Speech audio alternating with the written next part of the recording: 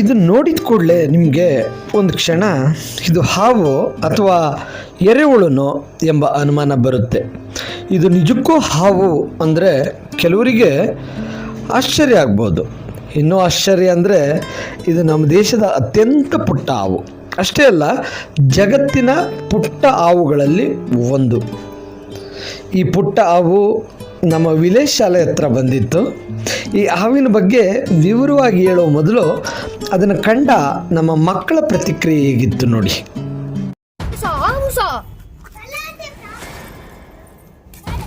ಇದು ಮಳೆಗಾಲಕ್ಕೆಲ್ಲ ಬರುತ್ತೆ ಸಾ. ಹೌದು ಸಾ, ನಮ್ಮ ಮನೇಲಿ 2-3 ಸಲ ಬಂದಿತ್ತು ಸಾ.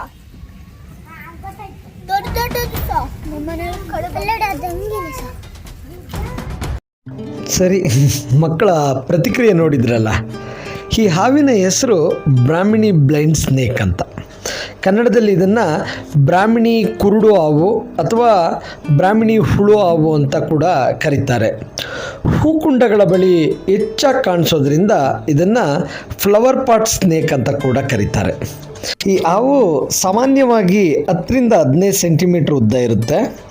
ಇದರ ಕಣ್ಣುಗಳು 2 ಪುಟ್ಟ ಚುಕ್ಕೆಗಳ ರೀತಿ ಇದ್ದು ಇವಕ್ಕೆ ಸ್ಪಷ್ಟವಾಗಿ ಕಾಣಿಸೋದಿಲ್ಲ, ಕೇವಲ ಬೆಳಕನ್ನು ಮಾತ್ರ ಗುರುತಿಸ್ತವೆ.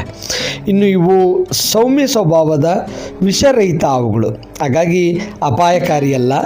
ಅಲ್ಲದೆ ಇವು ಗೆದ್ದಲು, ಇರುವೆಗಳ ಮೊಟ್ಟೆ ಮರಿಗಳನ್ನು ತಿಂದು ಅವುಗಳ ಸಂಖ್ಯೆಗಳನ್ನು ನಿಯಂತ್ರಣದಲ್ಲಿಟ್ಟು ರೈತರಿಗೆ, ಪರಿಸರಕ್ಕೆ ಅನುಕೂಲ ಮಾಡಿಕೊಡ್ತವೆ.